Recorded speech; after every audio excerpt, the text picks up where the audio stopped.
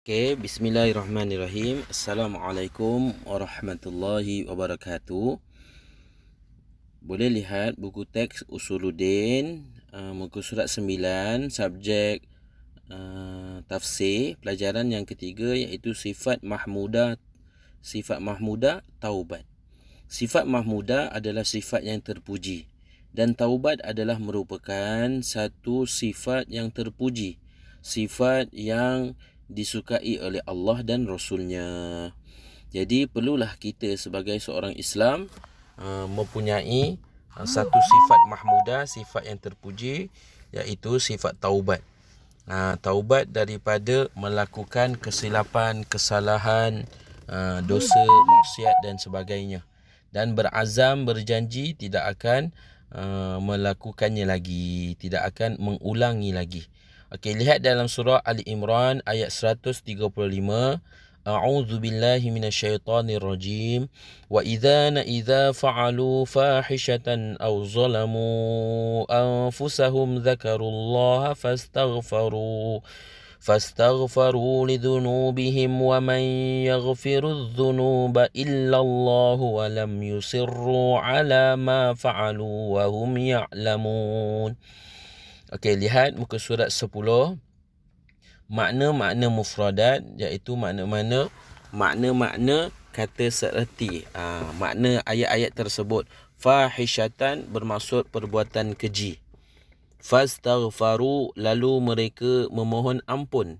Az-dzunuba, dosa-dosa. Walam yusirru, dan mereka tidak meneruskan. Tengok maksud ayat tersebut. Dan juga orang-orang yang apabila melakukan perbuatan keji atau menganiaya diri sendiri, mereka segera ingat kepada Allah, lalu memohon ampun akan dosa mereka, dan sememangnya tiada yang mengampunkan dosa-dosa melainkan Allah. Dan mereka juga tidak meneruskan perbuatan keji yang mereka telah lakukan itu, sedang mereka mengetahui akan salahnya dan akibatnya. Makna ayat dalam surah Ali Imran ayat 135, hendaklah kita ambil iktibar daripada ayat tersebut, iaitu kita kena ingat hanya Allah sahajalah yang akan mengampunkan dosa-dosa kita, dan hendaklah kita bersungguh-sungguh dalam taubat. Kita lihat balik apakah dosa-dosa yang pernah kita lakukan. Kemudian kita istighfar sebanyak-banyaknya, dan kita insaf dengan apa yang telah kita lakukan, dan berazam, berjanji tidak akan mengulanginya lagi. Okey, tengok huraian ayat muka surat 10 yang bawah 1.3.4, iaitu manusia tidak lepas daripada melakukan kesilapan dan kesalahan. Sememangnya manusia, kita inilah manusia, tidak akan terlepas daripada melakukan kesilapan dan kesalahan. Setiap hari ada sahaja kesilapan dan juga kesalahan yang kita lakukan. Daripada mula kita bangun tidur hinggalah kita tutup balik mata kita nak tidur, sentiasalah ada dosa yang kita lakukan.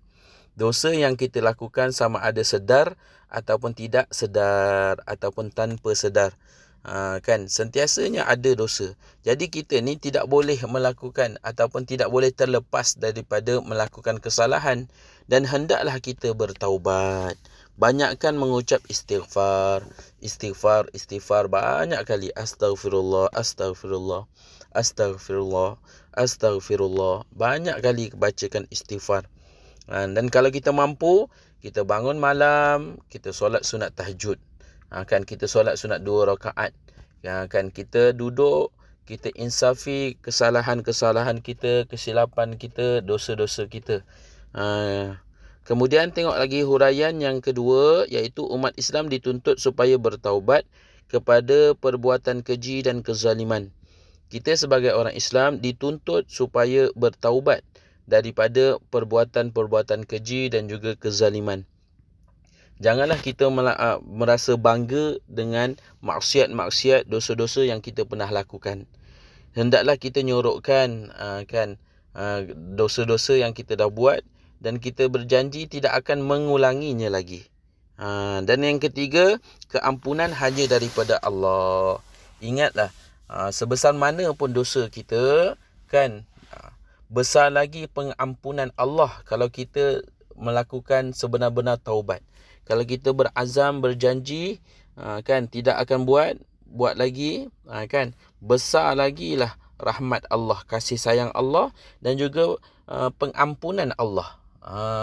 Kita jangan rasa kita tidak akan diampunkan. Cuma kita risau sajalah. Risau, takut Allah tak ampunkan dosa kita. Tapi janganlah kita putus asa daripada memohon ampun kepada Allah, bertaubat kepada Allah. Okey, lihat muka surat 11. Pengajaran ayat pertama, hendaklah meninggalkan segala perbuatan keji dan zalim. Kita disaran, kan, diseru, diajak supaya tinggalkan perbuatan-perbuatan keji, perbuatan kezaliman, perbuatan maksiat, perbuatan dosa-dosa yang kita lakukan. Kita tinggalkan dan jangan ulang lagi. Kedua, hendaklah sentiasa memohon ampun kepada Allah. Perbanyakkan istighfar. Lepas solat tu jangan tinggal daripada memohon doa, ya Allah ampunilah dosaku, ampunilah dosa kedua ibu bapaku. Kan, kita sebagai seorang anak wajib mendoakan ibu ayah kita. Dalam setiap hari kita hendaklah doakan. Kalaulah dalam satu hari tu kita tidak doakan keampunan kepada Allah, keampunan ibu bapa kita kepada Allah, dikhawatiri kita ni termasuk dalam golongan anak yang derhaka. Anak derhaka ni tak doakan untuk ibu bapa pun derhaka juga. Kita hendaklah doakan ibu bapa, doakan saudara mara kita, kan, saudara se-Islam dengan kita, supaya diampunkan dosanya. Dalam sebuah hadis tu, saya pernah dengar, kalau kita memohon ampun untuk seorang lain, kita ni sudah tentulah akan diampunkan.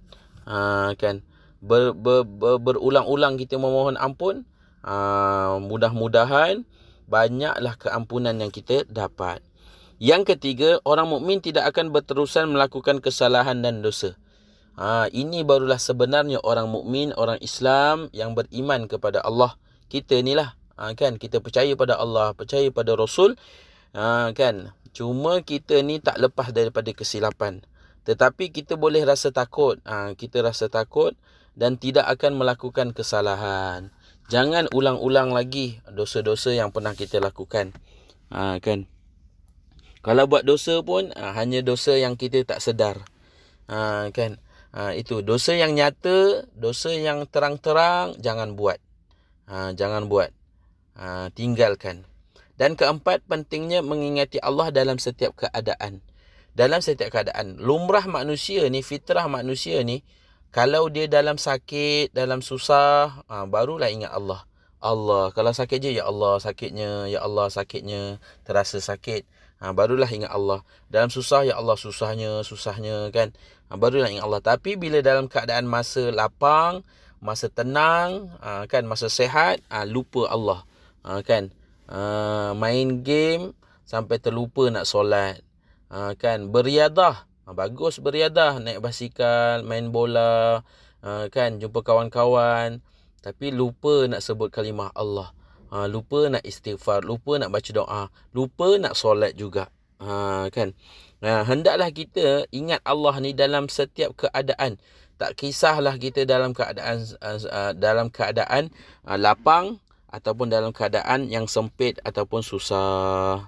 Okey, lihat penghayatan ilmu, mengakui kesalahan dan menginsafi diri. Okey, selesai pelajaran yang ketiga, sifat mahmudah, sifat yang terpuji, taubat. Kesimpulannya, dalam Islam, kita sebagai orang yang beriman, hendaklah kita bertaubat dan juga memperbanyakkan mengingati Allah dalam apa jua keadaan. Berazam dan berjanji tidak akan mengulangi kesalahan dan juga dosa-dosa yang lampau, sama ada kita sedar ataupun tidak sedar. Perbanyakkan istighfar, astaghfirullahalazim. Dan lepas solat, jangan tinggal doa. terutamanya doa kepada ibu bapa. Okey, khalas. Selesai bab yang itu. Lihat pada aktiviti.